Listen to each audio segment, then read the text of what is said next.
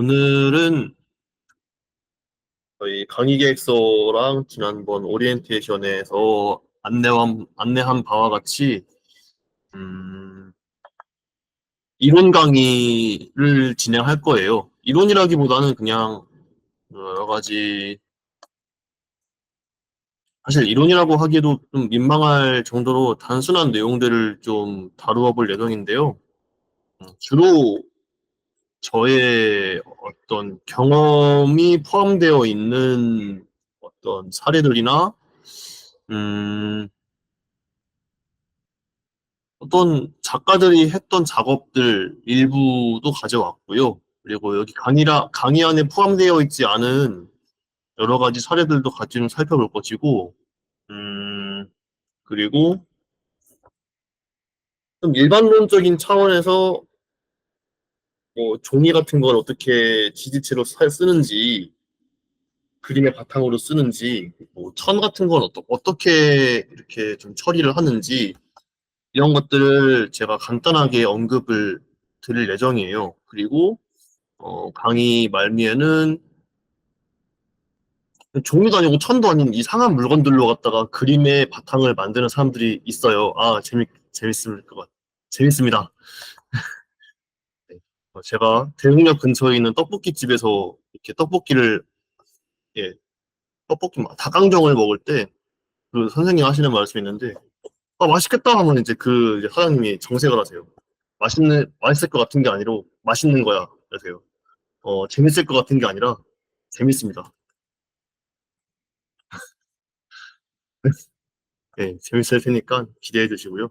음, 그리고 사실 좀 이렇게 여기 모인 분들이 많으면은 그 수강생 분들이 이 자리에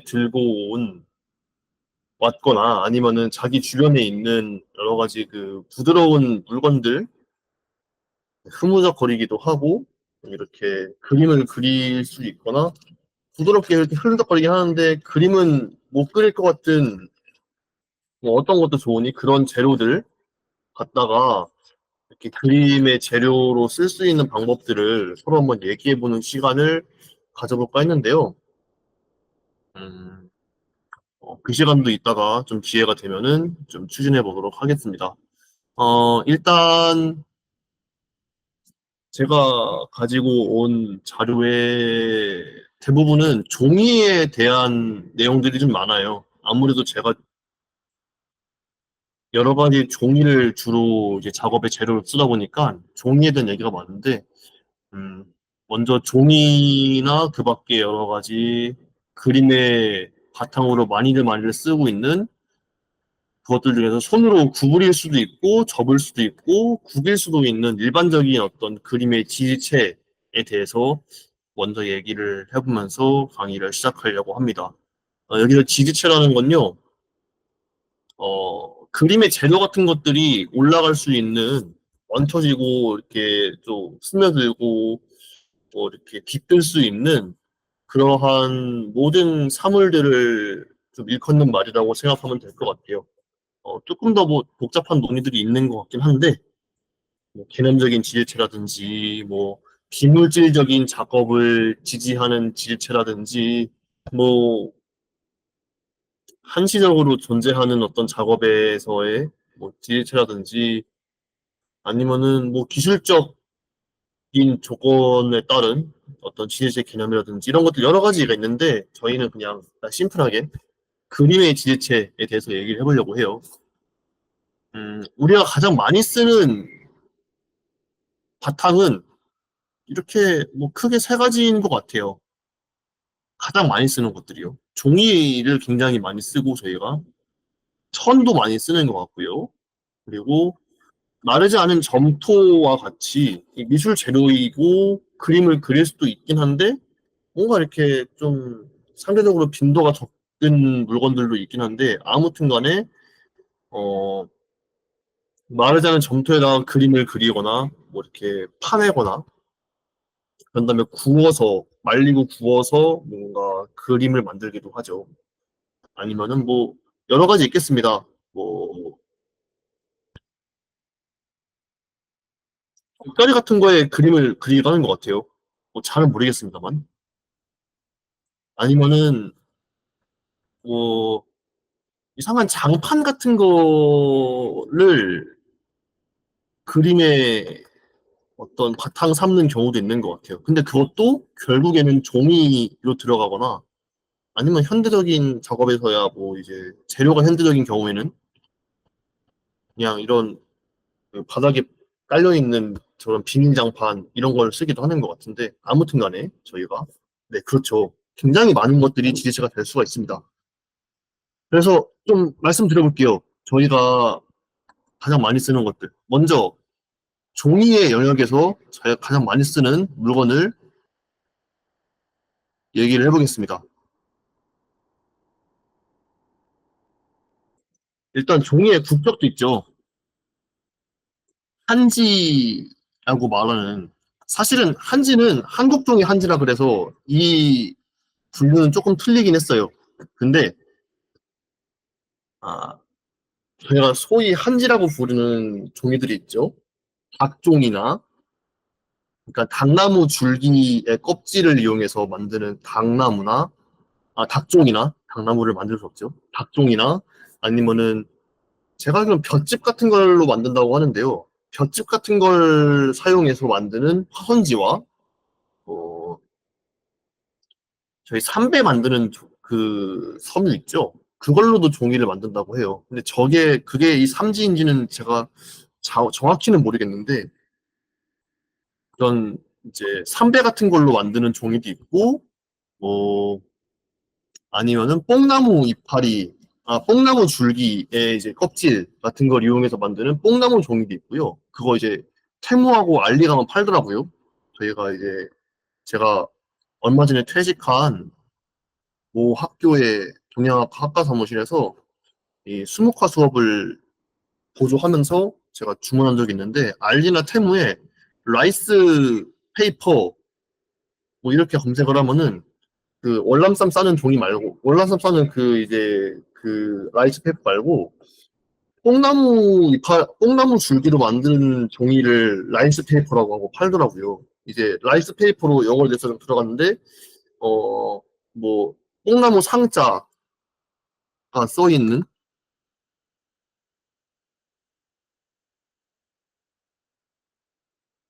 네 신기하죠. 종이의 세계는 참 좋습니다. 뽕나무상 안 나오네요. 나중에 뭐 알리에 검색해 보시면 찾을 수 있을 거예요. 누리끼리한 종이 같은 게 막 있어요. 그 종이를 막 그 잔뜩 해가지고 파는데 뭐 뽕나무를 사용해서 만들기도 하고 파초지라는 게 있습니다. 파초라고 하는 그 열대의 어떤 이파리가 커다란 파초라는 식물을 가지고 만드는 종이도 있고 정말 비슷한 계열의 종이로 바나나 종이도 있어요. 바나나 나무를 이용하는 거죠. 망고도 있고요. 주로 동남아 쪽에서 이제 만들어지겠죠. 음. 이거 제가 보여드릴게요.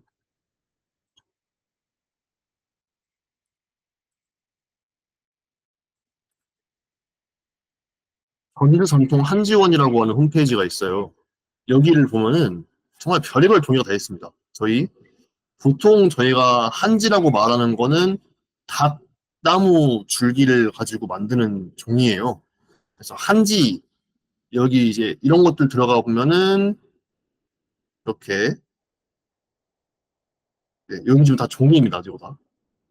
닭나무 섬유를 가지고 만든 종이로 이렇게 물건을 만들기도 하고, 이런 주름가 있는 종이를 만들기도 하고, 뭐,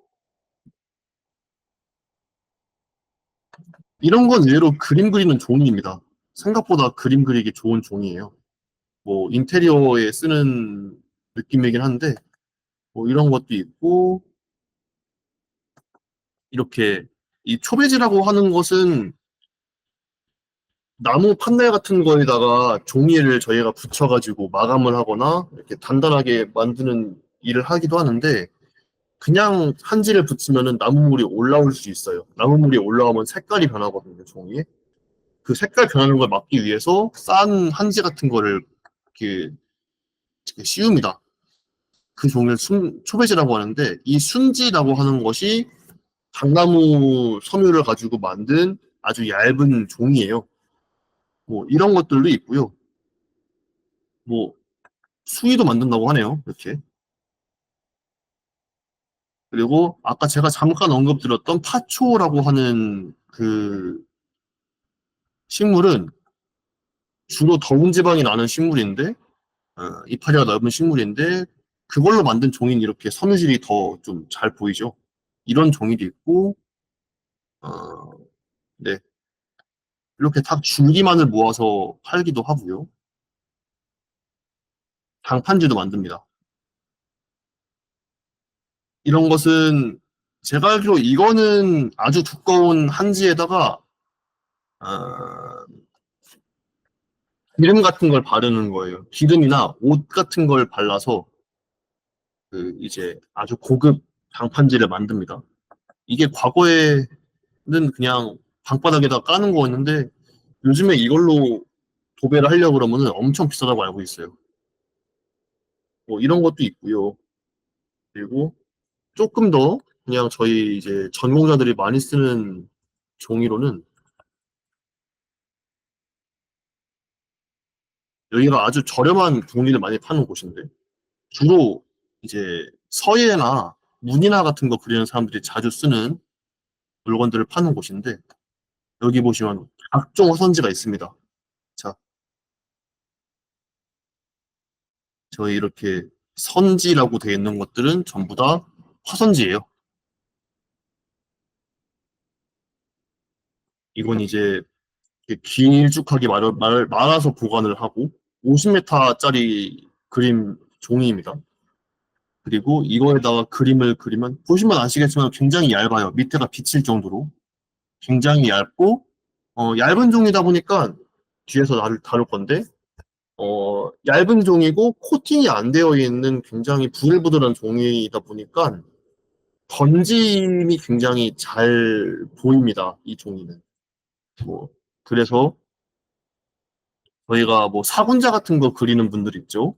아니면은 아주 그 많이 번지는 붓질을 이용해서 뭐 동물이라든지 산이라든지 뭐 물이라든지 이런 것들을 그리는 사람들이 있죠. 그런 사람들이 이 화선지라고 하는 종이를 정말 정말 애용을 합니다.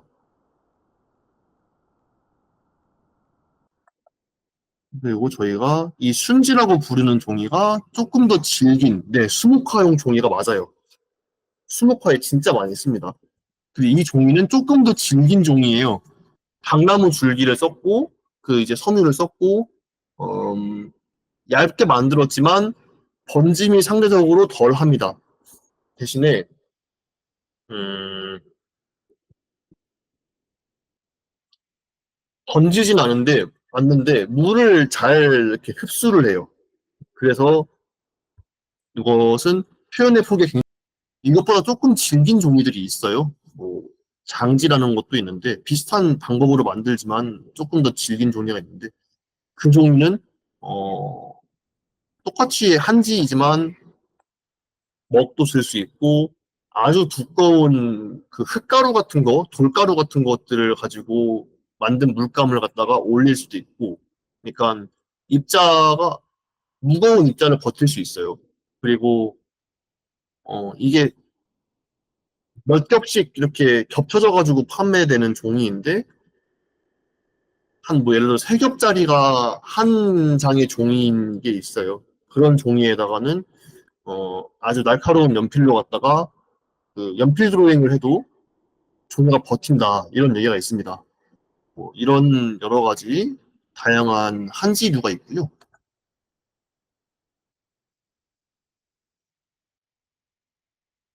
그리고 저희 일상생활에서 가장 많이 쓰는 종이죠. A4 용지라고 흔히 부르는 어, 제가 대학교를 다닐 때 이제 학교에서 받았던 이 얼굴 시꺼먼 건 제가 그냥 한번 그려봤어요. 그 먹물은 아니고 이거는 그 소나무 그을음 같은 건데, 소나무 그을음으로 갖다가 먹을 만들 수 있다 그래가지고, 그걸로 먹을 만들어서 제가 한번 어디까지 잘 올라가는 재료인가 확인해 보려고 이제 인쇄된 표면을 그려봤는데, 어, 뭐, 인종적인 함은 없고요. 그냥 한번 테스트용으로 이렇게 해보는 거였고요. 이렇게. 이 종이는 A4 용지, A3 용지. 아, 네, 맞아요. 지금 제 얼굴이 나와야 되는 캠. 그럼 캠을 보여드릴게요. 네. 자, 지금 어떤 상황이냐면 잠시 발표를 중지했습니다. 아, 들어오신 분 환영합니다. 음, 이 종이는 A3 용지예요. 그냥 그 사무용 그 인쇄 용지인데, 네, 안녕하세요. 그 용지에다가 이제 제가 한번 그림을 그려봤던 거예요. 이 전반적인 이 조선시대 관리 그림은 수업용으로 옛날에 제가 학교 다닐 때 이제 그 교수님이 수업용으로 뽑아주신 샘플이고요. 거기에다가 제가 한번 이렇게 그 제가 직접 만든 소나무 그림으로 만든 먹으로 갖다가 그림을 그려봤어요. 이렇게 그 얼굴을 덮어봤어요. 한번 이게 어떤 종이에서 어떻게 색깔이 나오는지 표면감이 나오는지가 궁금해가지고요. 이렇게 보시면 인쇄용지는 아무래도 기계에 들어가서 잉크를 묻히고 나오는 종이잖아요. 혹은 토너가루가 얹혀지고 열이 가해져가지고 인쇄를 하는 그런 기계에 들어갔다 나왔다 해야 되는 종이다 보니까 조금 더 단단합니다. 간단하고 이게 찢어보면은 여기 이렇게 섬유질 같은 게 잘 안 보이죠? 그냥 그냥 이렇게 좀 깨끗하게 좀 잘려나가는 모습을 볼 수가 있어요. 여기 이제 한지 같은 걸 찢으면은 여기가 이렇게 그 실같이 이렇게 나오거든요. 그런 게 없이 잘, 잘 이렇게 훅 찢어지는 걸 볼 수가 있는데, 그리고 표현이 매끄럽습니다. 일종의 뭐 정확하진 않지만 이렇게 말하는 게 정확하진 않지만 나름대로 코팅 같은 게 되어 있는 종이라고 생각하시면 되세요. 그렇기 때문에 잉크가 나와서 이렇게 바로 나와도 이렇게 만졌을 때 묻어나지도 않고 뭐 토너가루 같은 게 얹혀지고 열이 가해졌다고 해가지고 얘가 뭐 손상되지도 않고 그런 기계에 들어갔다 나오는 종이들 있죠. 이런 A3, A4 용지나 뭐 잡지에 쓰는 종이들 그리고 전단지 이런 것들에 쓰는 그런 코팅 종이는 네, 아유 감사합니다. 그런 종이들은 산업 물품으로 만들어진 종이다 보니까 다들 좀 이제 그림에 아주 우아한 그림에 쓸 생각들은 잘 안 하시는데 생각보다 튜닝에 좀 유용한 그런 종이들이라고 말할 수가 있습니다. 그렇고요. 또 다른 종류로 이런 것도 있죠. 연필이나 목탄, 수채화, 뭐 아크릴 물감, 뭐 포스터 칼라, 과슈 이런 거에다가 쓰는 그런 드로잉 재료들을 지지하는 도화지 같은 것들이 있죠. 뭐 이거는 주로 거기에 올라가는 종이의 그 재료의 명칭에 따라 가지고 종이 명칭도 막 바뀌어요. 수채화지, 목탄지, 뭐 심지어는 유화 종이도 있습니다. 유화용 종이도 있고, 뭐 아크릴릭 패드, 아크릴릭 물감을 갖다가 올리는 종이라는 뜻이에요. 뭐 아니면은 뭐가 있을까요? 목판화지, 목판화 잉크를 묻혀가지고 이렇게 판화에 사용하는 종이. 석판화지, 마찬가지로 석판 잉크를 지지하기 위해서 만들어진 종이. 뭐 동판화지, 동판 같은 거는 좀 산성도 있고 이렇게 그 두꺼운 동판 구리판을 밑에다 깔아놓고 이렇게 눌러야 되거든요. 프레스 기계에 넣고 눌러야 되거든요. 그렇기 때문에 그 힘을 버티기 위한 동판지 이런 것도 있고 어, 또 뭐가 있을까요? 우리 가장 많이 쓰는 스케치북에 쓰는 도화지 같은 것들도 있죠. 어, 그리고 파스텔지라는 것도 있고요. 연필에 특화되어 있는 종이들도 좀 많이 있어요. 뭐 브리스톨 페이퍼라든지 브리스톨은 제가 이건 다른 거인 것 같은데 브리스톨 페이퍼라는 종이가 연필, 색연필 이런 거에 좀 좋더라고요.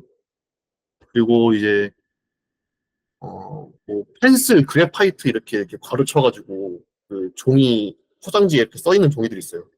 그런 종이들은 연필에 특화되어 있는 종이. 어쨌든 그런 것들처럼 좀 이 서양의 드로잉 지도들을 지지하기 위해서 만들어진 종이들이 있습니다. 이것도 역시 잠깐 제 캠을 통해서 영상 보여드릴게요. 이거 이제 현장에서 보시면 또 직접 보실 수가 있는데, 역시 제가 대학생 때, 오늘은 제가 대학생 때 그렸던 그림들을 좀 주로 가져왔어요. 이렇게. 이거는 그 수채화와 아크릴 물감과 뭐, 저희가 좀 더 전문적인 명칭으로는 과슈라고 부르는 그러한 물감을 사용해서 그린 그림을 보여드리고 있는 건데, 제 대학교 2학년 때 자화상입니다. 그땐 좀 말랐었거든요, 제가. 이제 이런 물감을 지지할 수 있는 조금 더 두꺼운 종이에요. 이렇게 보시면은 아까 보여드린 A4 용지보다도 조금 더 두꺼워 보이죠? 울렁울렁하는 모양새도 그렇고. 이런 종이도 있는가 하면,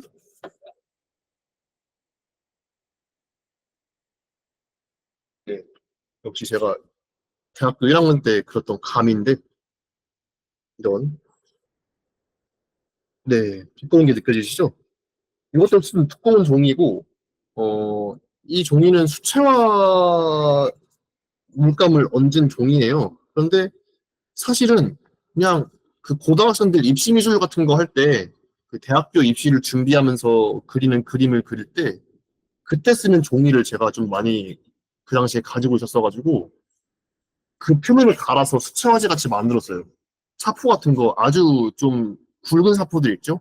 한 200방, 100방 혹은 좀 극단적인 경우에 80방까지 쓰는데 그런 사포로 갖다가 그렇죠. 표면을 갈면은 왜냐면은 그 일종의 그 도화지들도 좀 코팅이 돼 있거든요. 코팅이 돼 있기 때문에 그 코팅 때문에 뭔가 좀 안 예쁘게 나올 때가 있어요. 혹은 또 이제 좀 청강하시는 분들한테 제 이제 그 나름의 좀 공부 과정을 다시 설명을 드리면 전 동양학과를 나왔습니다. 동양학과에서 그림을 그리는 사람들은 좀 표면에 번들번들 거리는 걸 안 좋아해요. 그리고 좀 뭔가 그래도 조금 스며들어 있는 표면을 좀 좋아해요. 물감 같은 게. 그래서 네, 물을 잘 머금는 것이 필요했었고 그래서 표면을 갈았습니다. 그래서 좀 이런 걸 만들었고요. 어떤 수채화는 사실은 표면을 코팅한 상태에서 그리는 게 더 좋을 때도 있는데 좀 번지기도 하고 머금어지기도 하고 이런 화면들을 만드는 경우에는 그 이제 말씀 주신 것처럼 코팅이 덜 돼 있거나 좀 부들부들하게 이렇게 겉에가 좀 만졌을 때 질감이 좀 다른 게 있거든요. 이게 딱 만져봤을 때, 이거는 뭔가 코팅이 안 돼 있고 좀 그 결 같은 게 살아있는 종이다. 이런 종이들이 있어요. 그런 종이들이 좀 더 적합할 수 있습니다. 그래서 이 두 가지의 표면이 좀 달라 보이죠. 이렇게 고요. 그리고 색연필을 이건 어디 뭐 미국인지 영국인지 해외에서 만들어진 그 드로잉용 간단한 종이인데 역시 간단하지만 역시 구부릴 수가 있죠. 이거 색연필이에요, 색연필. 색연필을 사용해서 이렇게 그림을 그린 겁니다. 이러한 종이들도 있고요. 필요합니다. 뭐 말하자면 끝도 없지만 이렇게 가볍게 들고 다니면서 연필을 사용할 수 있는 이러한 드로잉용 종이도 있고요. 어, 조금 더 아까 제가 말씀드린 뭐 수채화지 이런 거랑 같은 종이인데 이렇게 좀 전문적으로 물감을 머금거나 스며들도록 하는 데 특화되어 있는 종이들이 있어요. 그래서 이렇게 보시면은 여기 이렇게 되는 거 있죠. 그런 잘 머금어지는 종이에다가 물감을 잔뜩 얹으면은 이렇게 이런 종류의 그 얼룩이 생겨요. 이런 것들도 좀 있습니다. 네. 샘플 보여드리면, 아유, 감사합니다. 샘플 계속 보여드리면 한도 끝도 없는데, 또 다시 보겠습니다. 오늘은 좀 이렇게 좀 어지럽게 보여드릴 것 같은데, 자, 다시 창을 공유할게요. 저희가 여기까지 했어요. 그리고, 이 신문지라든지 갱지 같은 굉장히 싸고, 좀 뭐, 쓰레기로도 많이 굴러다니고, 이렇게, 뭐, 병업시장 같은 데 꽁투로 주워올 수도 있고, 이제 미술용품점에 가가지고 갱지 스케치북 주세요라고 하면은 굉장히 싼 값에 이만큼씩 받아올 수 있는 종이들이 있어요. 그런 저가의 종이들도 저희가 드로잉에 많이 씁니다. 이런 건 학생들이 이제 그 그림 연습할 때 많이 써요. 특히 뭐 크로키라고 부르는 거 있죠? 저희 뒷자료에 그것도 포함되어 있는데 크로키라고 해가지고 굉장히 빠르게 그 모델의 자세를 포착을 하고 그 동세와 형태와 뭐 선의 느낌과 강약과 이런 걸로 갖다가 그려내는 그림들이 있는데 그런 걸 그릴 때 많이 쓰는 종이에요. 또는 신문지 같은 거는 뭐 잘라가지고 어디다 붙이기도 하고요. 뭐 옛날에 서예 같은 거 하시는 분들은 서예 연습할 때 썼어요. 그런 정도로 굉장히 좀 저렴하게 쓸 수 있는 종이들도 있고요. 그리고 도안용 종이들이 있죠. 눈금 종이라든지 반투명해가지고 뒤에가 비치는 트레이싱지라든지 그런 것들도 있죠. 그런 것도 좀 그림의 질체로 많이 쓰죠. 도안도 그림이기도 하고, 그리고 그러한 뭐 반투명하거나 눈금이 있거나 뭐 이런 특성을 활용해가지고 순수미술 작가들이 쓰는 그런 종이들도 있어요. 뭐 그런 것이 있고요. 제가 종이는 이렇게 열려서 설명했는데 뒤에는 좀 부실하긴 합니다. 천을 쓰기도 합니다. 그림은. 왜 천을 쓰느냐 하면은 천은 기본적으로 이제 실 같은 것들이 촘촘하게 얽혀가지고 만들어지는 직물이죠. 그러다 보니까 음, 보통 그림에 쓰는 천들은 종이보다 튼튼합니다. 튼튼하고 질겨요. 그 말은 조금 더 무거운 재료들을 견딜 수가 있어요. 예를 들어서 유화물감 같은 거 있죠. 그런 것들은 아크릴 물감도 좀 이렇게 두껍게 사용하는 것들 있죠. 그런 것들은 종이가 못 버티기도 해요. 네, 종이가 못 버티기도 해요. 특히 유화물감 같은 게 그런데 유화물감은 종이에 쓰면은 전용 종이 같은 게 아니면은 어, 산성화가 돼가지고 오래 못 가서 그림에다 상해버리기도 하고 색깔 변하는 건 좀 기본적으로 있고요. 어, 제가 아직 한 번도 본 적은 없는데 삭는 경우도 있다고 해요. 그런데 어, 처리를 한 천에다가 같은 재료를 쓰면은 훨씬 더 잘 버팁니다. 그래서 저희 가장 많이 쓰는 캔버스와 이런 것들을 여기다가 음, 이것도 그냥 쓰는 건 아닌데 캔버스나 광목천이 이렇게 예를 들어서 이렇게 있으면은 여기 겉에다가 악교라는 걸 바릅니다. 악교 액을 팔아요. 화방 같은 데 팔아요. 악교라든지 아니면은 폴리비닐 어쩌고 뭐 PVA 사이즈라는 게 있어요. 제가 채팅창에 칠게요. PVA 사이즈 용액 같은 걸 팔아요. 이거는 폴리비닐 뭐 아세틸인가요? 그런 이제 일종의 본드물이거든요. 본드물 같은 걸 이렇게 천 위에다 도포를 하고 그게 다 마른 뒤에 이렇게 물 같은 걸 올려보면은 물이 스며들지 않고 이렇게 고여서 동그랗게 이렇게 물방울로 남아있는 걸 볼 수가 있을 거예요. 어, 이미 거기서부터 이미 코팅은 돼가지고 물감을 올릴 수 있는 상태긴 한데 거기에다가 젯소라는 걸 바릅니다. 젯소라는 걸 바르면은 더 튼튼하게 이 캔버스 천, 광목 천, 린넨 천이 어, 두꺼운 물감들을 받아들일 준비가 돼요. 그래서 이제 거기다가 필요한 만큼의 젯소를 더 도포를 하고 다 마른 캔버스 위에 그림을 그리게 되는 것이죠. 혹은 뭐 자꾸 저희 전공으로 돌아와서 얘기를 하게 되는데 캔버스든 광목이든 그런 처리가 안 돼 있는 천에다가 아까 말씀드렸던 악교라든지 맞아요. 젯소가 그런 용도입니다.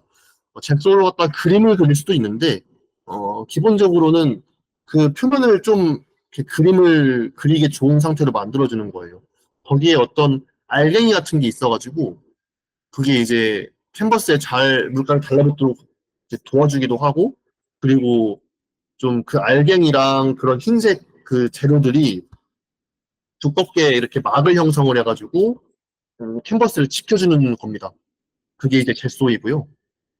그 젯소를 안 바르고 악효라든지 뭐 이런 것들만 점토공을 하셨군요. 점토공예 하실 때도 젯소를 쓰는군요. 저는 그건 몰랐는데. 네, 젯소 표면 마무리하는 게 그런 비슷한 이유일 거예요. 표면을 표면을 이렇게 좀 매끄럽게 만들어 줍니다. 젯소가 발라져 있는 표면은 굉장히 매끄럽게 보여요. 어, 점토공예 하실 때도 아마 그런 용도였을 것 같아요. 네, 다시 돌아와 보면은 그 젯소를 안 바른 그 캔버스도 그림을 그릴 수가 있어요. 조금 더 젯소를 쓴다는 거는 조금 더 균일한 화면 같은 걸 만들기 위해서 그리고 균일하고 튼튼한 화면을 만들기 위해서 그 젯소를 바르는 건데 린넨이라고 하는 거 린넨 천 있죠? 그것도 두께에 따라 가지고는 그림을 그릴 수 있는 조건이 돼요. 여기다가 악교칠 같은 걸 하고 악교나 아까 말씀드렸던 PVA 사이즈 용액을 도포를 하고 거기다가 어, 수채화라든지 먹이라든지 아니면은 좀 얇은 물감들이 있어요. 얇은 물감이라는 것은 아크릴 물감이나 뭐 유화 혹은 돌가루로 만들어져 있는 뭐 동양화의 석체 이런 것처럼 어, 알갱이나 물감이 보이는 애들이 있어요. 발라놨을 때. 그 덩어리가 보이는 애들이 있어요. 그런 애들 무겁다고 저는 그냥 대충 통칭을 하는데 그런 무거운 물감들 말고 조금 더 이렇게 곱게 쓰이는 물감들이 있습니다. 수채화라든지 그러니까 물을 아주 많이 탄 수채화라든지 뭐 먹물이라든지 뭐 아니면은 또 뭐가 있을까요? 네, 뭐 동체라고 해서 밀랍인지 벌꿀인지 이런 걸로 갖다 붙여 만든 딱딱한 이렇게 막대기 모양의 물감이 있어요. 그걸 접시에 갈아가지고 쓰는데 그 물감도 굉장히 입자가 가늡니다. 그런 물감들을 쓸 때 린넨 천에다가 젯소까지는 안 칠하고 그런 악교칠 같은 거 한 PV 용액 같은 거 바른 그런 표면에다가 그림을 그리기도 해요. 그렇게 하면은 그 린넨의 바탕색과 린넨의 그 올과 이런 것이 그 그림이랑 어우러지면서 굉장히 서정적인 그림이 만들어지기도 합니다. 또는 린넨 천에다가 역시 많이 쓰는 게 유화예요. 유화를 쓰기도 하고요. 그리고 여기 캔버스 광목 린넨 천에다가 목탄이라든지 콘테라고 부르는 그런 이제 숯 같은 재료들을 많이 쓰기도 합니다. 그런 이제 이렇게 쓰는 연필보다 더 두꺼운 친구들 있죠. 그런 걸 쓰는 용도로도 저희 이제 캔버스 광목 린넨을 많이 써요. 그리고 비단이 있습니다. 비단이라는 재료는 참 특이한데요. 제가 오늘 비단을 안 들고 왔네요. 비단은 비단의 그림을 그리면요. 이래요. 아니면은 조금 더 좋은 예시로는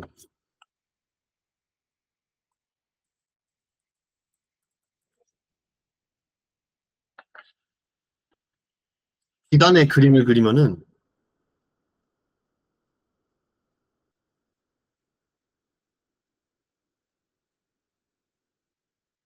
이래요.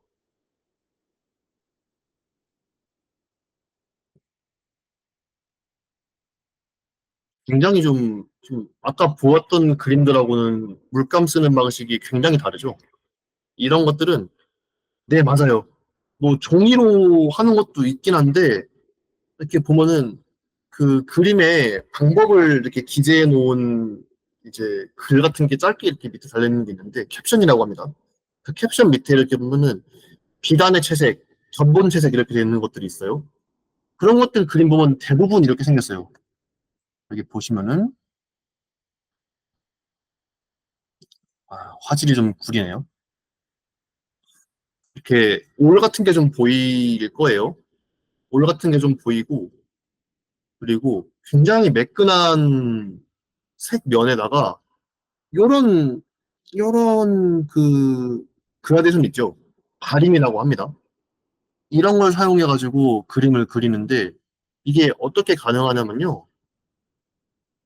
비단은 반투명하잖아요. 반투명합니다. 생 비단은 반투명한데 거기에다가 이제 그림 그릴 수 있는 용액 처리를 한 다음에 뒷면에 그림을 그려요. 뒷면에 그림을 색을 갖다가 다 칠해요. 색을 다 칠하면 이렇게 그 면적이 이렇게 나오는데 그 앞에다가 이걸 그리는 거예요. 그래서 배체라고 합니다. 뒤에다 그리는 걸. 그런 배체 방식을 쓰기 때문에 대부분의 그림이 이런 모습을 하게 됩니다. 그래서 굉장히 의외로 비단이라고 하면은 좀 물성이 특이할 거라고 생각을 하는데, 네, 그런 것이 굉장히 두드러지진 않는, 굉장히 좀 간접적으로 그림을 그리는 것 같은 효과가 나요. 그, 박그림이라는 작가님이 계십니다. 성소수자들의 어떤 불화 같은 거를 그리시는데, 이분도 비단의 그림을 그려요. 근데 좀 보시면은 귀여운 호랑이 그림으로 봅시다. 이렇게 보시면은 여기 이런 털들 있죠. 이런 털들 그냥 그리면은 절대로 이렇게 뽀송뽀송 뭉쳐져 있는 모습으로 안 보입니다. 결도 안 보이고요. 다 뒤에다가 색칠을 한 다음에 앞에다가 이 털 묘사를 선으로 그린 거예요. 여기 자세히 보시면 여기 흰 털의 모습 보이죠, 선생님? 아, 네, 그쵸. 보들보들 신기한 느낌이 들죠. 이런 게 다 그렇게 그리는 거예요. 여기 살짝 뭐 살색 같은 거를 발라주고 위에다가 흰색으로 갖다가 선을 짧게 그려가지고 그 흰털을 묘사했죠. 여기 이렇게 그 레이스 같은 걸 묘사한 것도 그렇고요. 불교 미술이나 복장에서 보이는 그런 뭐 천 같은 걸 텐데 이런 것들 그렇죠. 레이어를 겹치기에 좀 용이해요. 다만 이 비단은 쓰는 사람들이 굉장히 좀 엄격하게 쓰는 편입니다. 아무래도 비싼 재료이기도 하고 이렇게 그 기법적으로 전례가 많이 엎었다 보니까 그 비단을 쓰는 사람들은 전통 방식이라고 하는 이렇게 곱게 그리는 방식을 많이들 선호하세요. 그래서 레이어를 쓰긴 쓰는데 뭔가 이 앞뒷면을 쓰는 거죠. 앞뒷면을 쓰고 그 뒷면에서 우러나온 색깔과 앞면에 그린 이제 선 및 그런 좀 강조하는 색들 이런 것들을 좀 보여줄 수 있는 재료라고 할 수 있습니다. 네, 아주 잘 짚어주셨는데요. 네, 그런 재료입니다. 비단 같은 경우는. 그리고 점토 공예를 하셨을 때에 썼다고 하셨으니까 마르지 않은 점토도 제가 볼 때는 부드러운 바탕이라고 말할 수 있을 것 같아요. 부드러운 바탕을 쓰고 나중에 이제 그걸 말리거나 구워서 빡빡하게 만드는 거죠.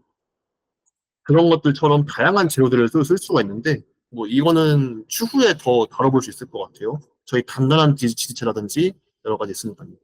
자, 여기까지가 일단 일반론적으로 저희가 글의 바탕을 분류하는 그런 어떤 큰 카테고리라고 말할 수 있을 것 같아요. 대부분은 종이 아니면 천을 쓰겠죠. 종이 아니면 천을 씁니다, 대부분은. 그리고 저는 정말 거의 종이를 썼어요. 저희 집에 이렇게 종이가 막 쌓여 있는데요. 예.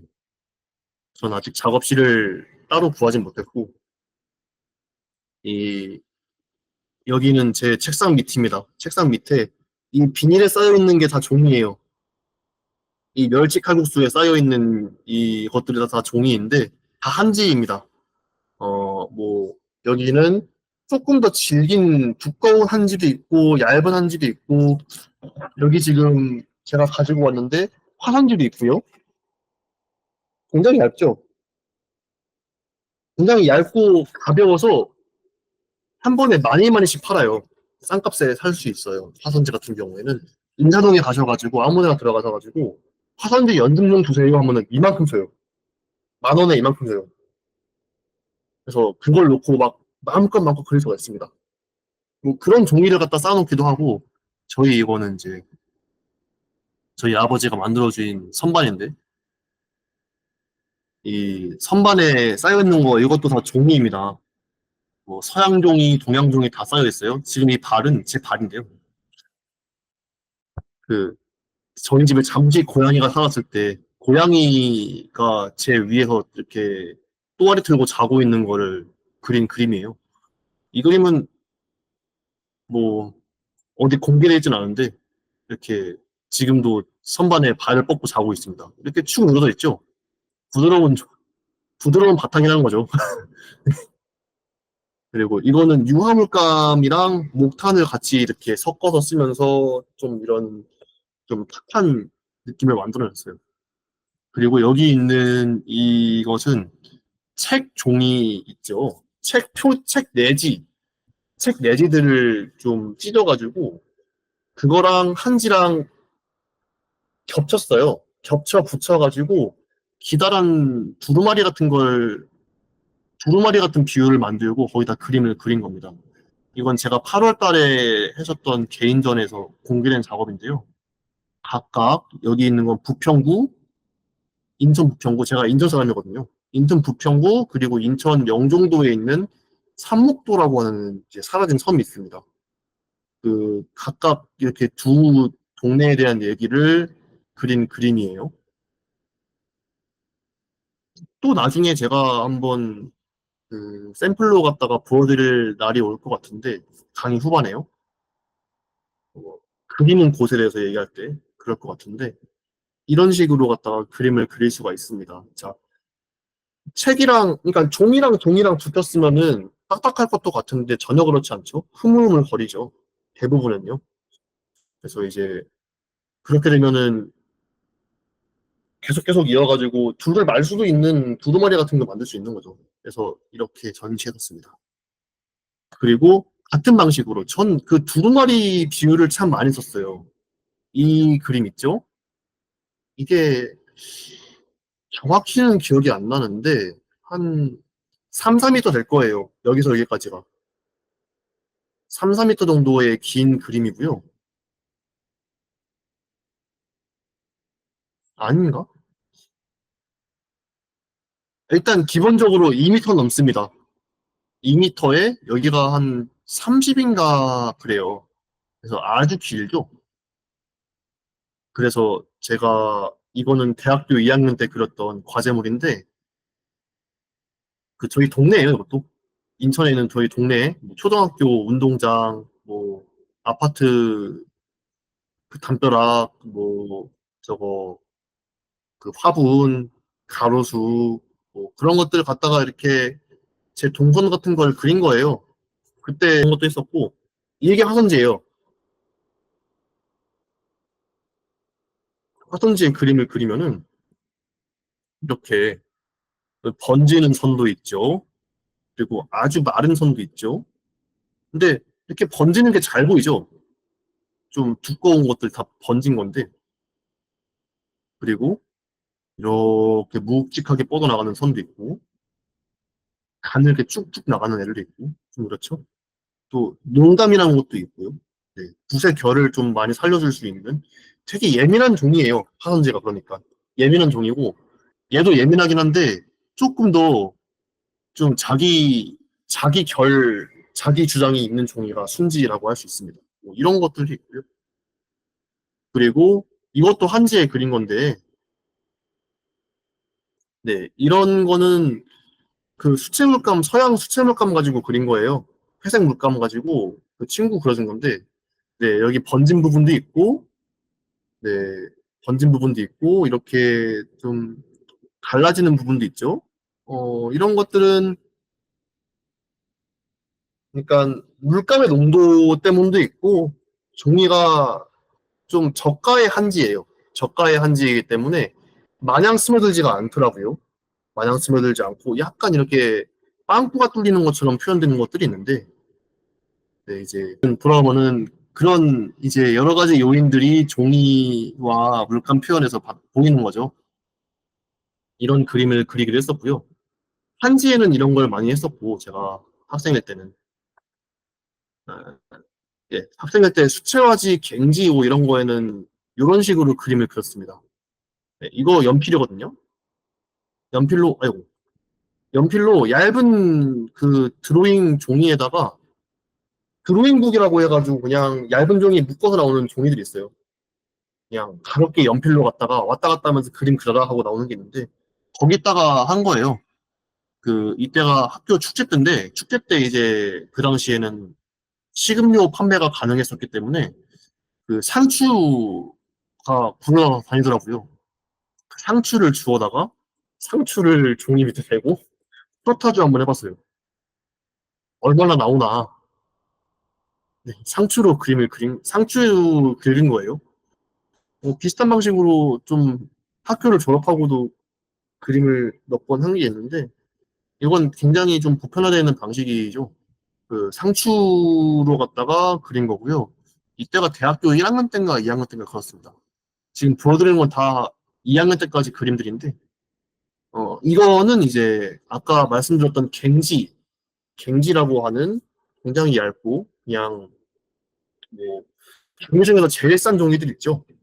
그런 걸 스케치북으로 묶어가지고 굉장히 싸게 파는데, 거기다가 제가 이제 누드 크로키 수업이라는 거를 할 때, 그 이제 누드 모델들 모시고 그림 그리는 그 수업을 할 때 조금 길게 시간을 줘가지고, 그때 몇 분 줬는지 한 2, 30분 줬을 거예요. 2, 30분 줬을 때 그린 그림이에요. 이 그림은. 이렇게 그 얇은 사실 콘테인데요. 콘테라고 하는 것 중에 스틱 콘테 색깔이 있는 종류가, 그 이제 재료가 있는데, 그걸로 갖다가 아주 가볍게 툭툭툭 채색을 하고 그 다음에 손을 딴 거예요. 그렇게 그림을 그린 게 있고요. 그때 반대였나? 아무튼 그렇습니다. 그리고 그렇죠. 그 이제 갱지 같은 경우에는 그렇게 뭐 두꺼운 물감이라든지 이런 건 못 올리는데 이렇게 가벼운 파스텔이라든지 아주 얇은 수채화 물감이라든지 그런 것들은 아주 쉽게 올릴 수 있습니다. 그래서 이런 그림을 그릴 수가 있고요. 그리고 아까 제가 그 영상으로 보여드린 그 수채화지 같은 거 있죠? 거기다가 그린 목련 잎이에요. 목련인지 후박나무 잎인지 모르겠습니다. 지금 와가지고는.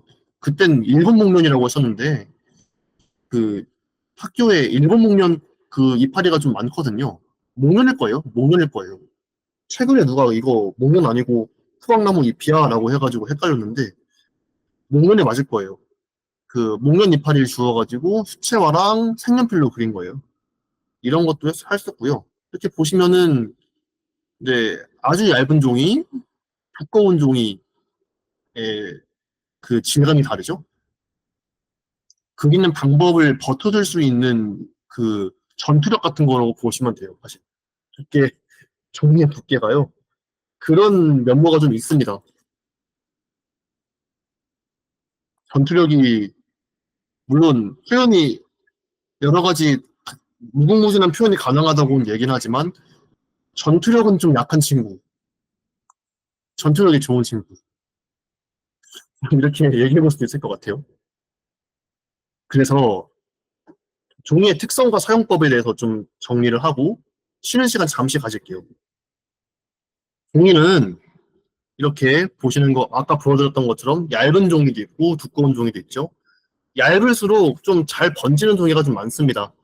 번지지 않더라도 뭔가 이렇게 물 같은 게 닿으면은 쪼그라들거나 좀 이렇게 막 스며들면서 좀 약해지거나 그런 종이들이 굉장히 많아요. 질긴 종이 중에서는 그 물기는 버티는데 이렇게 그 색 같은 게 머금어 들어가거나 번지거나 이런 것들도 좀 있고, 얇은 종이는 또는 이렇게 날카로운 물건을 대면은 잘 찢어지겠죠. 연필 같은 걸 쓰면 그래서 조금 힘들어요. 그런 특성이 좀 있고요. 두꺼운 종이 같은 경우에는 아무래도 두꺼워졌다 보니까 두꺼운 만큼 무거운 걸 다 버틸 수 있게 되고, 헬스 같은 거죠. 벌크업을 했으니까 더 두꺼운 거 재료들을 버틸 수 있겠죠. 그리고 두꺼운 것들 중에서 이렇게 무언가 습기를 스며들게 하는, 물기가 스며들게 하는 그런 성질이 있는 종이들도 많은데, 두꺼운 종이들은 대부분은 좀 스며드는 정도가 덜 합니다. 표면 처리가 안 돼 있는 종이도 이렇게 물 같은 걸 스며들게 해보려고 하면은 겹이 있다 보니까 그 겹 밑으로 일정 수준 이상 내려가지 못해요. 그래서 이렇게 좀 먹어 들어가다 많은 경우도 좀 많고요.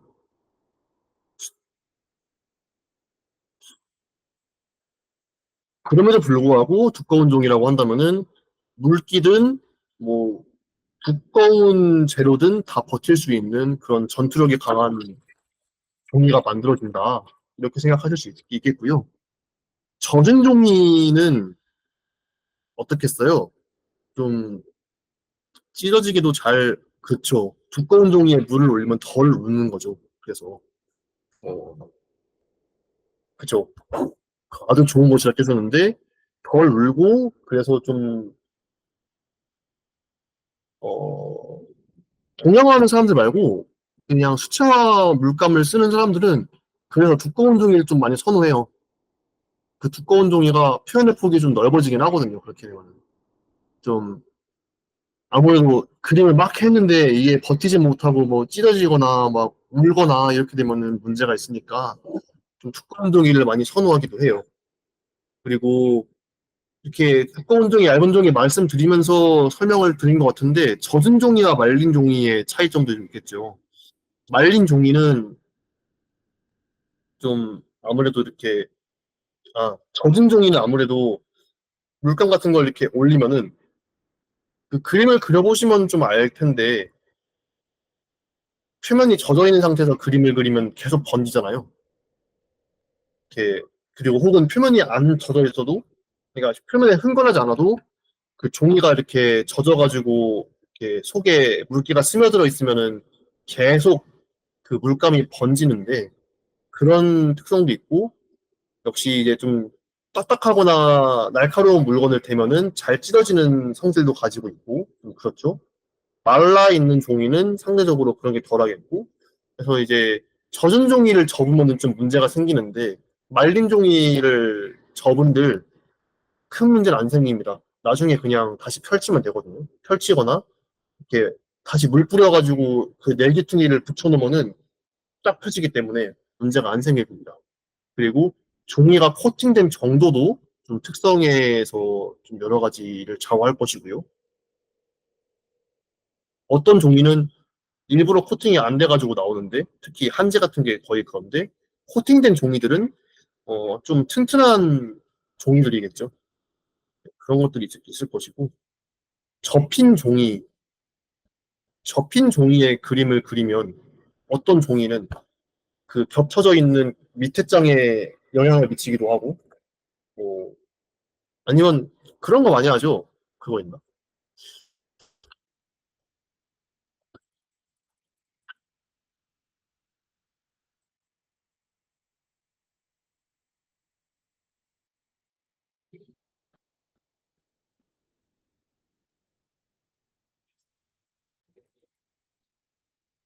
이런 거 있죠. 뭐, 네, 이런 것들, 네, 접으면, 종이를 접으면 외상이 생기겠죠? 왜곡이 생기겠죠? 뭐 그런 것도 있을 것이고, 뭐, 혹은, 종이 접으면 뭐, 어떻겠어요? 책이겠죠? 책이 될 수도 있고요. 그리고, 종이를 겹쳐서 붙이면은, 아까 이런 것처럼, 겹장을 만들면은, 뭐, 레이어를 쓸 수도 있겠고, 여기 지금, 이게 뒷장이 비치는 건데, 이런 레이어를 만들 수 있겠고, 혹은, 그 동양화에서 배접이라고 합니다. 배접이란 걸 하면은, 종이를 아주 튼튼하게 보존할 수 있는 상태가 돼요. 막 그림 그리면서 울고 찢어지고 막 굳어지고 이런 종이를 배접을 하면은 쇠종이 같이 됩니다. 그런 것도 있고요. 그리고 종이를 길게 길게 이을 수도 있겠죠. 여기 이렇게 이어줄 수도 있겠죠. 그리고 찢어지는 걸 이용할 수 있을 것 같습니다. 찢어지는 것도 종이의 종류에 따라 다른데 어떤 종이는 찢어지면서 섬유질이 이렇게 실같이 이렇게 사이사이에 보이게 되고 어떤 종이는 그냥 뭐 그런 섬유질 같은 거 없이 갈라지듯이 찢어지는 종이도 있고요. 아니면은 찢으면서 뭔가 이렇게 그 좋은 종이는 아닌데 가끔씩 안 좋은 종이들 어떤 거 보면은 겹종이들 중에서 찢으면은 겹이 분리가 되는 게 있어요. 뭐 그런 것들도 있고요. 여러 가지 특성들이 있겠습니다. 뭐 기타 있겠죠. 그런 것들을 활용하시면서 다음 과제를 하시면 되는데 이따가 설명드리겠습니다. 그리고 네, 제가 이 부분까지 설명드리고 쉬는 시간 10분 드릴게요. 이러한 많은 것들을 활용해서 저는 종이를 만듭니다, 직접. 그렇다 보니까 이번 강의도 좀 준비할 수 있게 된 것 같은데, 이번 챕터를 준비할 수 있게 된 것 같은데, 이렇게 만들어 볼 수 있어요. 어, 물론 이렇게 만드는 종이 중에서 구기고 접을 수 있는 종이가 되는 경우는 그렇게 많지는 않을 수도 있습니다. 그런데 종이 부스러기를 모으거나 뭐 종이를 갈거나 뭐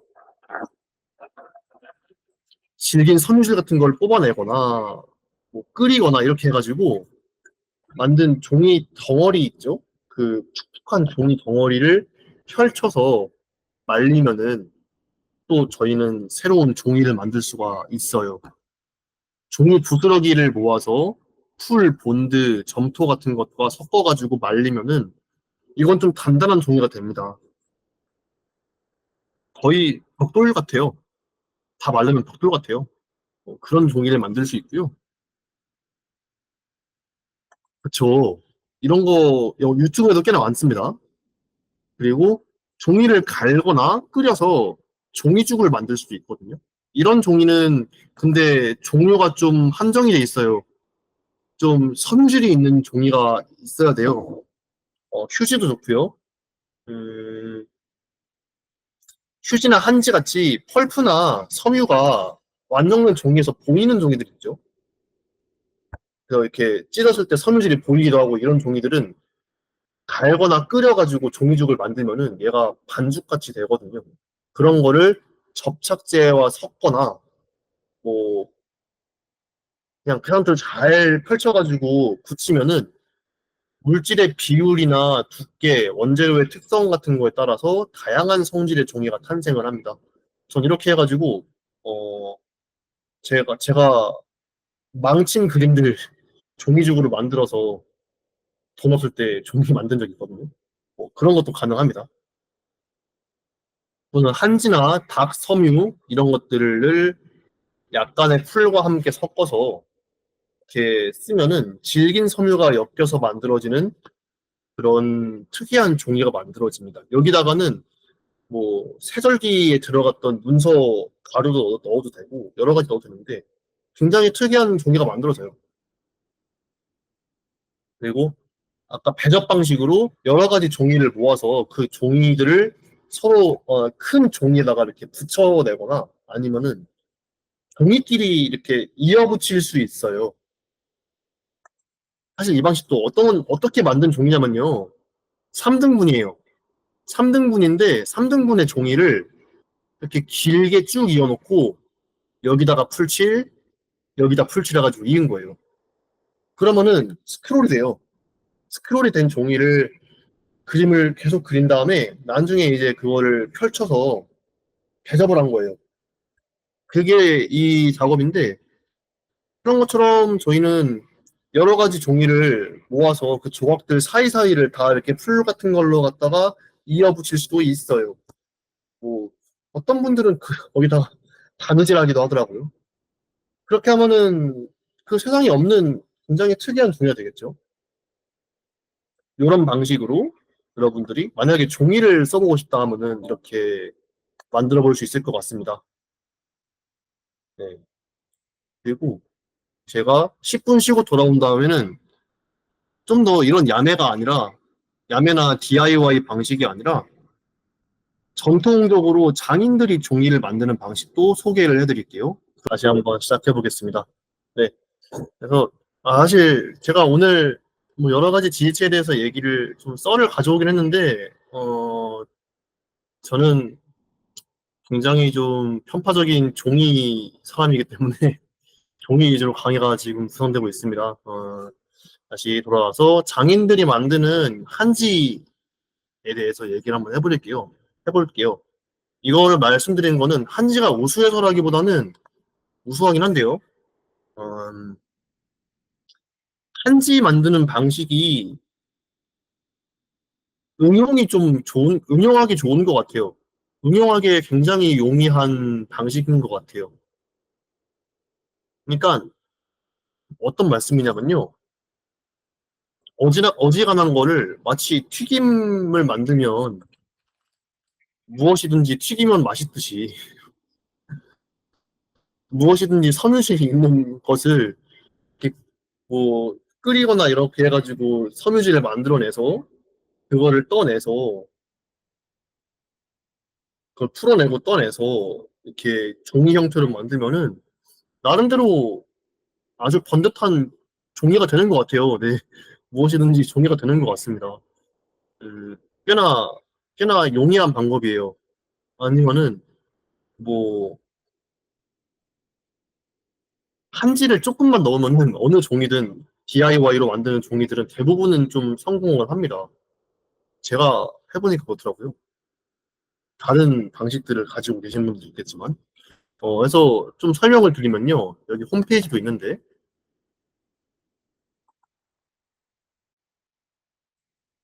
전주 천년한지관이라고 해서 제가 지난번에 그 단톡방에 학생들 단톡방에 공유했던 게 있는데 이렇게 여기가 전주 천년한지관이에요. 저희 한지 만드는 법 알려드릴게요. 네. 이거는 전주가 한지가 특히 유명한 곳인데요. 전주랑 광주가 유명해요. 그 그리고 제가 8월에 전주에 갔을 때 전주에 계시는 그 이제 재료 상인 분께 여쭤보니까 요즘에는 전주에서 재료 수급이 안 되기 때문에 광주에서 다 떼온다고 하더라고요. 네. 그래서 이제 그 전라도에 광주, 전주에서 만약에 한지를 얻고 싶다 하시면은 정말 양질의 그런 걸 얻고 싶다 하시면은 그쪽으로 가시면 좋을 것 같습니다. 전주가 물이 굉장히 맑대요. 그래서 전부터 당나무도 질 좋게 다르고 그 종이를 만들 때 사용하는 물도 굉장히 좋아서 문화재 무형문화재들이 이제 장인들이 굉장히 좀 양질의 종이를 뜰 수 있는 조건들이 잘 만들어져 있었다 그렇게 얘기하더라고요.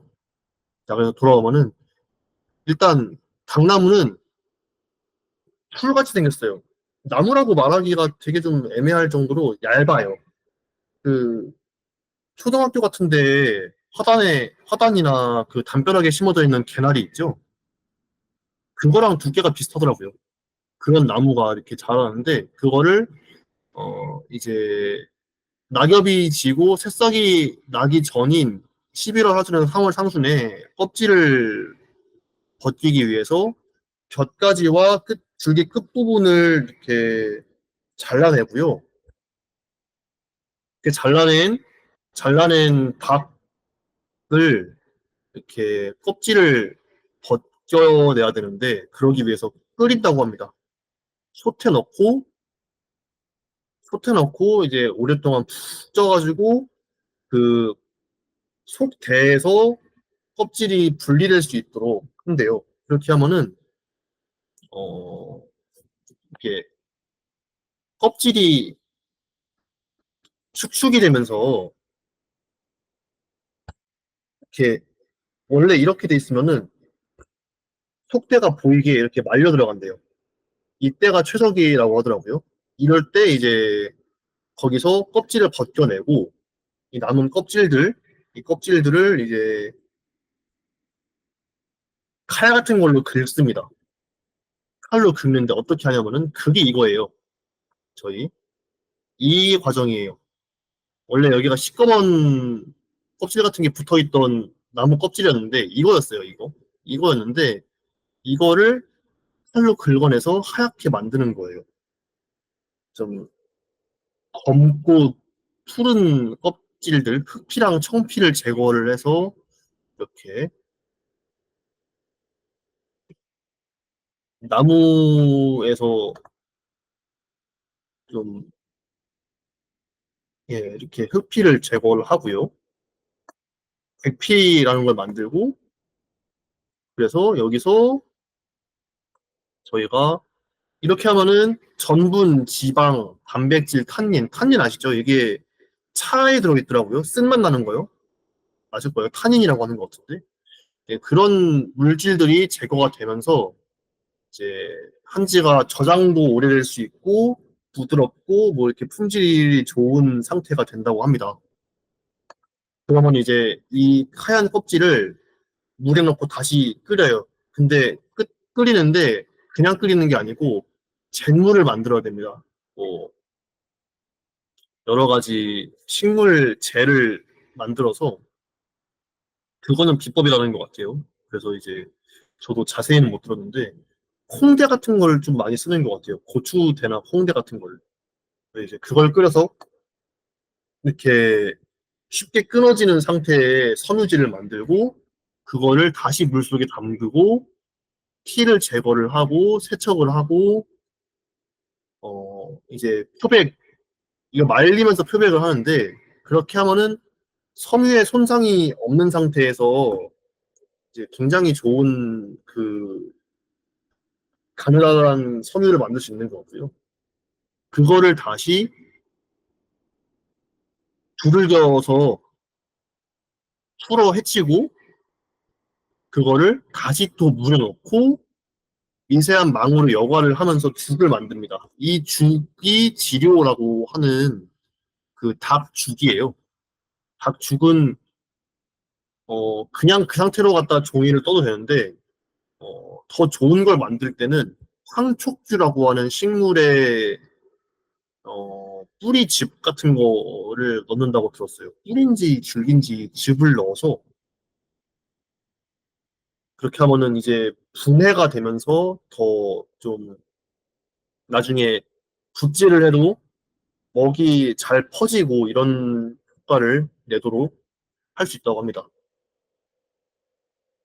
그렇게 하면 저어주고요. 그 다음에가 저희가 아까 저기 말했던 그 풀어주는 과정인 고해 과정인 거고요. 이게 돌 위에 올려놓고 두드러 패는 이게 이제 고해 과정이고 이게 그렇게 만들어진 닭죽을 발로 뜨는 거예요. 한번 이렇게 앞으로 쭉 뜨고 양옆으로 한 번씩 해가지고 종이를 뜹니다. 이때 이제 수평 같은 걸 잘 맞춰서 뜨어야 되는데 그러지 않으면은 두께가 차이 나거나 좀 이렇게 불필요하게 두껍거나 얇아질 수 있고요. 좀 이렇게 뭐 빵꾸가 나는 것도 있을 수 있고 한데 그렇게 되지 않도록 잘 이렇게 발로 떠내야 됩니다. 네, 장인의 기술이 필요한 작업이 처음부터 끝까지 이어지는 거예요. 근데 이거를 야매로 하면은 굉장히 그, 별거 아닌 과정으로 갖다가 양질의 종이를 얻을 수 있는. 사실 전주 한지 이 정도 되면은 명품이라고 봐야 돼요.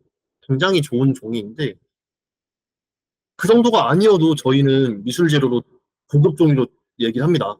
그렇기 때문에 이 과정을 그냥 거치기만 해도 사실은 꽤나 괜찮은 종이를 얻을 수 있다고 보시면 되세요. 그렇게 하고 발로 떠서 압착을 하고 건조해서 뭐 마지막으로 저희가 이걸 하면 더 좋아진다고 하는데 도침이라고 해가지고 또 두들깁니다. 그 이렇게 발로 밟는 약간 방아 같은 게 있어가지고 이렇게 밟기도 하고 그냥 빨래가망이 같은 걸로 이렇게 동동동동동 하기도 하고 그래가지고 도침을 하면은 여기까지 하면은 저희가 한지를 만드는 전통 방법이라고 얘기를 해요. 그렇다 보니까 워낙에 손이 많이 가고 이 닭이라는 것도 좀 최근에 기후 위기로 인해서 좀 지구 온난화 기후 위기로 인해서 어 원료가 잘 안 나기 시작했어요. 그런데 옛날에 쓰던 종이를 인자동에 가가지고 이거 주세요라고 하니까 아 그거 이제 안 만들어 못 만들어 이렇게 하는 경우가 많더라고요. 약간 그러한 상황입니다. 그렇다 보니까 어 한지가 까다로워서 안 쓰는 것도 있는데 종이가 잘 없어요. 그래서 다들 좀 많이 못 쓰는 부분도 있어요. 하지만 저희는 이런 걸 알아두면은 좀 이렇게 활용하기 좋겠죠. 네, 그런 차원에서 보여드린 거고, 여러분들이 응용하실 수 있는 과정이 이 안에 또 있지 않을까 싶습니다. 이 중에서 뭐, 이만큼 빼고, 이 죽부터 시작해도 사실은 그냥 저희가 일상에서 구할 수 있는 재료들로는 꽤나 괜찮은 종이 만들 수 있다고 저는 생각해요. 그리고 뭐, 비닐, 끈, 천 이런 것들 쓰시는데, 천도 그렇게 좋은 천 아니에요, 여러분들은. 그냥 뭐, 그, 산업용 천이나 보급되는 천들, 의류를 만드는 천이라든지 이런 것들이나, 뭐, 아니면은 아직 쓰임새가 있기 전에 천들이라든지, 뭐 이런 것들 가지고 작업하시는 분들이 있는데, 펠트 쓰시는 분들도 있고요. 근데 이제 천과 비닐, 끈을 사용하는 작가들이 있습니다. 여기 지금 이분 제가 참 작업 좋아하는데요. 사실 지난주 오리엔테이션 그죠 멋있죠. 오리엔테이션 할 때 제가 이제 보여드렸던 작가인데 서용선이라는 분입니다. 이분은 역사화 같은 거를 좀 많이 그리시는 분인데 그냥 습관적으로 그림 그리기도 하세요. 이 작업은 비닐망과 포장지 가지고 이제 파리에서 만든 드로잉인데 어, 이렇게 그냥 주워서 쓸 수 있는 재료들 같은 거 아무거나 주워가지고 작업하세요. 굉장히 멋지죠? 이런 것도 있고 이런 방식은 굉장히 많은 작가들이 써왔어요. 그리고 여기 이 작가는 에바 헤세라고 하는 그 이제 20세기에 활동했던 미국에서 활동했던 걸로 알고 있습니다. 거기서 활동했던 작가인데 여기 보시면 여기 써 있는 재료들 있죠. 면, 플라스틱, 종이, 이 리드가 뭔지 모르겠네요. 리드 앤 스트링, 뭐 끈 같아요. 뭐 이런 걸 쓰시기도 하시고 여기 라텍스, 로프, 스트링, 라텍스랑 밧줄, 끈 가지고 이렇게 막 공간에다가 이렇게 설치하기도 하고 여기는 이제 쑥 늘어지는 덩어리 같은 것에 그 중력, 무게 이런 것들을 볼 수 있죠. 그리고 여기 보시면은 치즈 클로스 뭔지 모르겠습니다. 이 천 같아요. 이 천에 라텍스 그리고 파이버글래스 파이버글래스가 제가 알기로는 유리 섬유 같은 거일 텐데 이런 것들을 활용해서 만들었대요. 꼭 뭐 살갗 같죠? 뭐 그렇게 만든 건지 그걸 원하고 만든 건지 모르겠지만 되게 좀 지금까지 봐왔던 작업들하고 좀 사뭇 다르시. 추상 미술의 어법을 쓰고 있기도 하고, 뭔가 되게 좀, 그, 좀 튼튼한 화면이라기보다는 뭔가 이렇게 주변 환경에 영향을 받아가지고 변형될 수 있는 가변적인 형태의 물건들이 나오죠. 이것도 굉장히 좀, 이렇게, 비정형적인 모습을 띠고 있고요. 또는 이 마이크 켈리라고 하는 사람은 이렇게 페이브릿과 뭐 인형들 가지고 엮어서 보이는데 그런 걸 하고요. 네, 루이지 브루조아라고 하는 유명한 작가죠. 그, 네, 그죠. 이러한 작업을 합니다. 끈을 엮어서 패브릭 같은 걸 엮어서 거미를 만든 것 같아요. 이런 것도 있고요. 그리고 이렇게 이 작업들을 저한테 알려준 사람은 발음을 이렇게 했어요. 프랑스어라 가지고 제가 발음이 맞는 건지 모르겠어요. 쉬포르 시르파스라고 하더라고요. 그 사람은 서포트 서피스예요.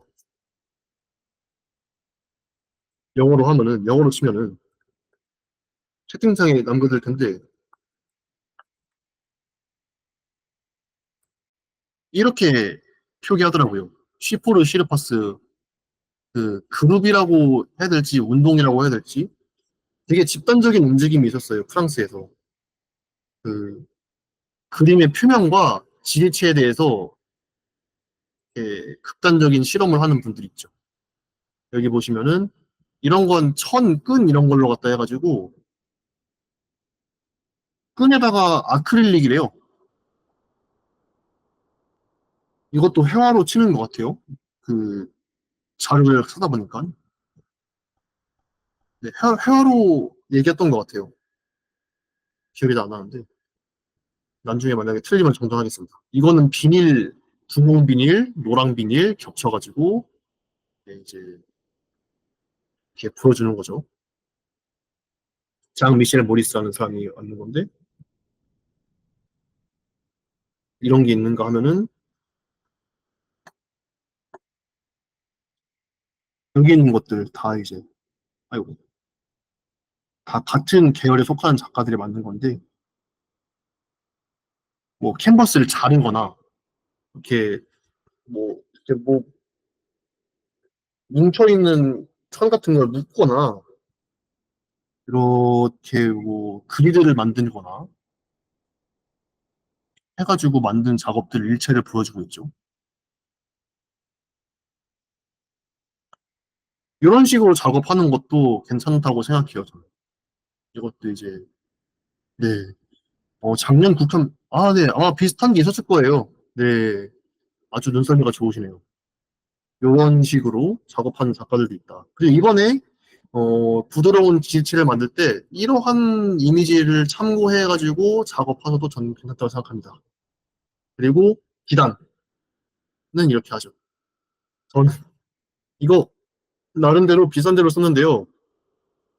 그 생 비단을 악교라는 걸 바른 다음에 오리나무 열매로 염색을 해요. 오리나무 열매로 염색하면 이렇게 누렇게 됩니다. 여기다가 소나무 그름을 가지고 먹 같은 걸 만들어서 검게 칠한 거예요. 그걸 농담을 조절해가지고 여기는 밝은 먹, 여기는 어두운 먹 해서 초코송이 캐릭터를 그린 건데 별다른 이유는 없고요. 그냥 제가 그때 너무 초코송이 맛있게 먹고 감명받아가지고 그린 그림입니다. 이렇게 해가지고 좀 여러 가지 보여드렸는데 이런 것뿐만 아니라 라텍스를 쓰는 분들도 있어요. 하이디 부어라는 사람이 정신분석 치료를 받은 어떤 여성 중에서 그 당시에 잘못된 의학 지식 때문에 트라우마를 얻고 죽은 사람이 있대요. 그, 이제 그 역사를 이 사람이 탐구를 하면서 반스방거, 빈스방거? 빈스방거인 것 같아요. 빈스방거 박사의 진찰실을 방문을 하고 거기서 라텍스를 이제 벽이라든지 이런 데다 다 바른 다음에 뜯어내는 거예요. 그 영상이 있대요. 하이디 부어라고 검색하면은 영상이 있대요. 그걸 뜯어내면은 오랫동안 거기가 사람이 출입을 안 했던 곳이라는 것 같아요. 그래서 그런지 이렇게 먼지가 다 앉아 있잖아요. 그래서 그 먼지 때문에 건물의 구조가 다 이렇게 꼭 그린 것처럼 남아있대요. 그거를 뜯어내가지고 조각으로 제시한 거예요, 이거는. 그렇게 해가지고 이제 작품을 한 거예요. 이게 아마 작년이었던 것 같아요. 작년쯤에 그 아트선대센터라는 데서 전시가 됐어요. 이 작업을 보고 저 한참 동안 한번 생각해 본 적이 있는데, 이제 이러한 작업은 어, 함의가 남다른 것 같은데, 네, 굉장히 멋진 작업이죠. 네, 이런 것도 있었죠. 근데 이것도 기본적으로는 라텍스는 이제 말라서 어딘가에서 떼내면은 굉장히 부드럽죠. 이렇게 좀 고무잖아요. 얇은 고무잖아요. 천연 고무. 그래서 이제 이런 것들도 한 가지 사례가 될 수 있지 않을까. 이 자체도 일종의 어떤 뭐 조각적 행위, 드로잉적인 행위로도 좀 저는 보이는 것 같아요. 흔적을 가지고 뭔가 어떤 걸 사유하는 작업이죠. 네, 이런 것들 정도가 제가 준비해온 사례이고요. 그리고 이 외에도 여러 가지 있습니다. 근데 제가 계속 언급은 했지만, 그쵸, 먼지와 세월이 지대체의 드로잉으로 남았다고 하시는 말씀이 참 맞는 것 같아요. 굉장히 멋진 작업이라고 생각합니다. 그리고 예, 이렇게 이제 비교적 덜 쓰이는 물건들이 있죠. 이미 여기서 다 얘기했지만 비닐과 같은 얇은 플라스틱들이 이제 쓰이기도 하고요. 호일, 알루미늄 호일이라든지 은박지 같은 거 있죠. 그 유명하죠. 이중섭 같은 사람들은 뭐 은박지 담배 갑에 있는 옛날에 있었던 그 은박지 호일 종이에다가 이렇게 그 홈을 파가지고 홈을 파는지 뭔가 이렇게 날카로운 걸로 긁어서인지 그림을 그리고 거기다가 그 검정색 유화물감 같은 거를 이렇게 발라서 그 홈에 넣어서 그걸로 드로잉을 했던 그림들이 굉장히 유명합니다. 이중섭 작가의 그림 같은 경우에는 뭐 이제 그런 사례들이라든지 어 이제 초등학교나 유치원에서 만약에 그림 그리는 교육을 좀 신경 쓰는 그 이제 교육기관 같은 경우에는 수업 시간에 그런 걸 가끔 해요. 아연판, 혹시 아연판에 그림 그려보셨어요? 아연판이라고 하는 거를 싼 값에 이제 문방구나 미술용품 등을 판매를 하는데 쿠팡이 됐습니다. 그거에 금속이긴 한데, 네, 금속판인데 무척 물러요. 그래서 가위로 자르면은 가위로 오려집니다. 가위로 오려지고 그걸 이렇게 구부리면은 손은 구부러지는 대로 그냥 이게 휘어요. 손가락으로 좀 세게 누르면은 이렇게 볼록해지기도 합니다. 그 아연판에다가 뭐 볼펜이라든지 그 전용으로 나와 있는 니들펜이라고 하는 겉에가 이렇게 바늘처럼 생겨서 끝에가 이렇게 동그랗게 되어 있는 금속 그 송곳 같은 거라든지 이런 걸로 갖다 이렇게 콕콕콕 해가지고 그림을 그리면은 그림이 이렇게 그 뒷면에 보면은 이렇게 꼭 뭐랄까요 조각을 한 것처럼 선이 금속선이 굉장히 좀 특이하게 나옵니다. 그리고 그거를 잘 만지면은 진짜 조각을 할 수 있어요. 그 부조라고 하죠. 이 한 뒷면은 납작한데 앞면은 이렇게 나와 있는 부조 같은 걸 만들 수도 있어요. 그런 거로도 드로잉을 할 수가 있고, 그러니까 그런 무른 금속들은 사실은 그냥 좀 단단한 종이 정도의 경도를 가지고 있는 것 같아요. 그래서 이제 그런 것들로 갖다가도 작업을 할 수가 있고, 드로잉은 당연히 할 수 있고요. 그리고 나뭇잎이라든지 라텍스와 같은 식물에서 나온 것들이 부드러운 바탕을 만드는데 굉장히 좀 좋은 것 같아요. 제 선배 중에 어떤 분이 있었냐면요. 지금 핸드폰으로 말씀드려가지고 너무 좀 아쉬운데. 나뭇잎 있죠, 나뭇잎. 나뭇잎을 주워가지고, 그거를 한번 이렇게 끓여요. 데쳐요. 데쳐가지고, 그거를 이제 그 뒤에 특수한 처리를 한 다음에, 거기다가, 서예 글씨를 써요. 서예에 대한 지식이 굉장히 좀 풍부하셔가지고. 그래서 이제 그때 그거 보고, 진짜 멋있다. 어떻게 하냐 했는데, 뭐, 여러 가지 방법을 말씀해 주셨지만은, 어, 연잎 정도 가면 좀 힘들대요. 연잎은 좀 특수해가지고 얘가 막 시간이 지나면 금방 바스러지고 이렇게 되는데, 플라타너스 잎, 뭐, 목련잎 이런 것들은 튼튼해가지고, 거기다가 약간의 처리를 하면은 좀 오래 가는 물건을 만들 수 있다고 하더라고요. 그거를, 방법을 입수하게 되고 공유 가능하게 되면 제가 언제든지 좀 다시 공유를 해보겠습니다. 근데 이제 그런 방법도 있고, 라텍스 같은 건 고무나무 즙이잖아요. 고무나무에서 이렇게 수액을 채취해가지고 쓰는 거잖아요. 라텍스 같은 것들도 작가들이 많이 썼어요. 특히 20세기에 미니멀리즘을 했던 선배들이나 동료가 있는 여성 작가들 있죠. 그런 사람들이 라텍스를 굉장히 많이 썼어요. 라텍스로 아까 그 하이디 부어 같은 사람들은 이제 뭐 캐스팅을 하기도 하고, 아니면 라텍스 같은 걸로 덩어리를 만들어서 이렇게 매달기도 하고, 뭐 10개 펴기도 하고, 자기 몸에 빗대가지고 작업하기도 하고, 그런 작업들을 했었죠. 그리고 라텍스로 그림 그린 분도 있었던 걸로 저는 기억을 합니다. 혹은 라텍스에 그림 그린 분도 있고요. 그것도 다 약간 그 신체에 대한, 몸에 대한 비유로 그렇게 했던 걸로 전 알고 있어요. 그래서 라텍스, 컨템포러리 아트 이렇게 영어로 치시면은, 구글에 치시면은 뭐 퀴어 아트, 뭐 페미니즘 아트 이런 식으로 연결돼가지고 나오는 아티클들을 좀 많이 볼 수가 있습니다. 뭐 그런 방법들도 있을 것이고,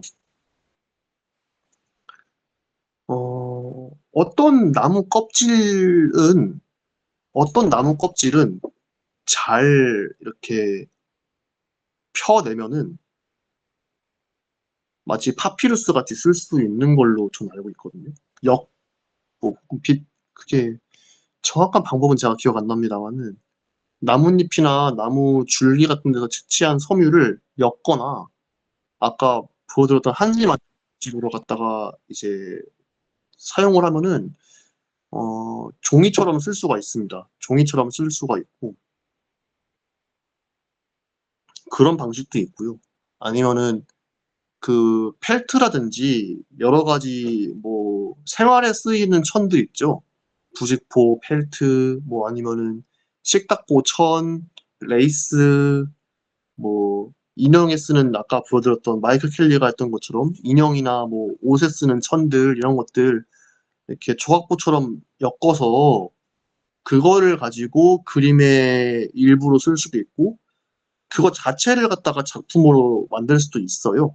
음, 그런 작업들도 좀, 뭐, 인종 상관없이 여성이라든지, 아니면은, 포스트 모던 아트 하겠다는 사람들이 굉장히 그런 걸 많이 했었거든요. 아니면 한국에서는, 어, 여성의 공예 약간 이런 것과 이제 연결돼가지고 조각보 만들기, 뭐, 조각보 작업, 아니면은 뭐 자수 작업, 이런 것들을 페이브릭에다가 하셨던 분들이 굉장히 많이 있습니다. 테피스트리 작업도 모더니스트들이 많이 했었고요. 네, 그런 것도 굉장히 많이 했었어요. 아니면은 뭐 사실 단일한 그쵸. 국현미 자수전. 저도 그걸 지금 좀 염두에 두고 말씀드린 건데, 자수도, 자수도 어떻게 좀 이러한 주제 안에서 논해볼 수 있다면 재밌겠다 싶더라고요. 그런 것도 있고요. 어, 단일한 재료들은 딱딱한데, 그거를 이렇게 엮어서 이렇게 흐물흐물 할 수 있는 어떤 그 덩어리나 판, 혹은 이렇게 뭐 옷감 같은 형태 이런 걸로 갖다가 만들 수 있는 작업도 있는 것 같아요. 예를 들어서 이런 플라스틱 같은 것도 이렇게 엮어서 크게 이렇게 만들면은 이제 그 접거나 이렇게 흔들흔들 할 수 있는 물건이 만들어지죠. 어, 제가 지금 채팅에다가 이제 이름을 말씀드릴 건데, 엘 아나츠이라고 해서 그분이 그 병뚜껑들을 잔뜩 모아가지고 병뚜껑을 이렇게 이어요. 그래서 꼭 무슨 그 깃발이라기보단 뭐에 가까울까요? 현수막? 옷감? 이런 거에 가까운 거대한 설치물을 만들거든요. 그거는 단일한 건 딱딱한 금속 병뚜껑이지만 크게 모이면은 이렇게 실에 매달면은 주름도 지고, 그러니까 다시 말해서 구겨지는 거죠. 구부러지고 구겨지는 거죠. 그런 천처럼 보이더라고요. 그쵸. 잡은 무게 엄청나게 큰데, 그러한 종류의 작업도 할 수 있을 것이고, 기타 여러분들의 주변에서 얻을 수 있는 여러 가지 재료들을 사용한다면은, 무궁무진하게 이런 부드러운 지지체, 그러니까 우리가 통상적으로 말하는 부드러움과는 약간의 거리가 있을지는 몰라도, 그래서 그려지는 질감은 좀 거칠지도 몰라도, 음, 구부러지고 구겨질 수 있고, 혹은 이렇게 접을 수도 있다는 측면에서는 부드러운 어떤 바탕들을 얻을 수 있지 않을까 싶습니다. 그래서 이제 여기까지 이제 설명드린 것들은 수많은 사례와 그 방법들, 일반적인 방법들을 말씀드린 거고요. 그래서 여러분들은 제가 말씀드린 것처럼 뭐 종이죽을 만들어서 종이를 뜨든지, 아니면은 음, 뭐 기존에 있는 어떤 부드러운 것들을 바느질이나 뭐 이렇게 서로 붙여내는 거나 제3의 방법으로 엮어서 그것들이 합쳐져서 만들어지는 바탕을 만드실 수도 있겠고요. 그리고 아주 단단한 거를 갈아서도 만들 수 있어요. 톱밥 같은 거를 이렇게 뭐 비닐이나 종이나 이런 것에다 붙여가지고 위에 쪽은 부드러운 어떤 그 나무 톱밥 지지체 바탕 이런 걸 만들 수도 있겠죠. 그런 것처럼 여러 가지 만들 수 있을 것인데 여기서 저의 과제가 있는 겁니다. 여러분들은 제 강의를 참고하거나 아니면 자신의 주변에 있는 물건들을 사용해서 다음 수업, 추석 지나고 그 다음 수업 때까지 부드러운 바탕을 만들어 오셔야 돼요. 어, 아주 작은 샘플로 가져오셔도 되고요. 여건이 되시면은 그냥 할 수 있는 한 크게 가져오셔도 전 좋다고 생각합니다. 왜냐면은 그걸 가지고 오시면 다음 수업 때 저희가 거기에 간단하게 드로잉을 해보는 과제를 또 드릴 거거든요. 수업 안에서 이렇게 그려보고 어떤지 소감 말해보고 저희 이제 서로의 작업들을 보면서 아, 이 사람은 이렇게 부드러운 걸 썼네. 이런 식으로 풀어냈네. 이런 걸로 만든 부드러운 바탕은 실제로 그림을 그릴 때 어떤 느낌이 드네? 반투명하네? 아니면은 의외로 그려진 건 딱딱해 보이네? 이런 것들 있죠. 혹은 뭐 굉장히 물이 잘 스며드네? 생긴 건 진짜 안 스며들게 생겼는데 물이 진짜 잘 스며드네? 아니면은 생긴 거는 진짜 물을 잘 흡수하게 생겼는데 조금도 흡수하지 않네. 이런 여러 가지 얘기들을 다음 수업 때 나누어 볼 거니까요. 한번 잘 생각해 보시고 각자의 자리에서 부드러운 바탕을 만들어 보시면 좋겠습니다. 음, 다음 주부터는 실제 실습에 들어가다 보니 이제 저희가 실습하면서 이제 강의하면서 이제 그 각자의 작업에 대한 피드백 같은 것도 있을 거예요. 그때 좀 잘 말씀드릴 수 있도록 저도 한번 좀 공부도 하고 비슷한 조건으로 제가 좀 보여드릴 수 있는 게 있을지 제 재료들을 가지고 확인해 보겠습니다. 네. 다시 한번 과제를 공지 드리면서 마무리하겠습니다. 다음 주 공지는 저희가 지지체를 만들어 오는 겁니다. 부드러운 바탕을 만들어 오는 것이고 그게 종이를 만들어 오는 것이든 천을 이어서 만드는 것이든 아니면 기존에 있는 다른 여러 가지 이렇게 휘청휘청하는 그런 바탕들을 엮어서 만들어 오시든 아니면은 두껍고 무겁고 이렇게 단단한 물건들인데 그것들을 자잘하게 만들고 엮어서 뭔가 중국집 발같이 흔들흔들 이렇게 휘청휘청 할 수 있는 그런 부드러운 상태로 만들어 오실 수 있다면은 그런 방식으로 작업해도 좋고요. 아니면은 뭐 산업 재료들 있죠. 비닐, 뭐 플라스틱, 라텍스, 호일 이런 것들 가지고 작업을 할 바탕을 만들어 오셔도 전 좋습니다.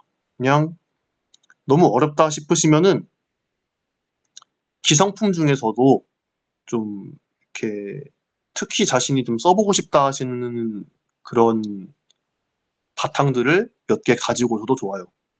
그렇게 가지고 오시면 다음 주에 같이 어, 드로잉 하는 수업 진행해 보도록 하겠습니다. 다음 시간에. 그 이제 재료와 도구들도 좀 필요한데 재료와 도구들은 제가 최대한 그냥 일상적인 수준에서 가지고 있을 수 있는 재료들 하고 사전에 말씀드려가지고 쉽게 구할 수 있는 재료들로 준비해 올게요. 음, 오늘 수업 들어줘서 너무 고맙고요. 그리고 이제 수업 마치겠습니다. 다음 주에 뵙겠습니다. 네, 감사합니다.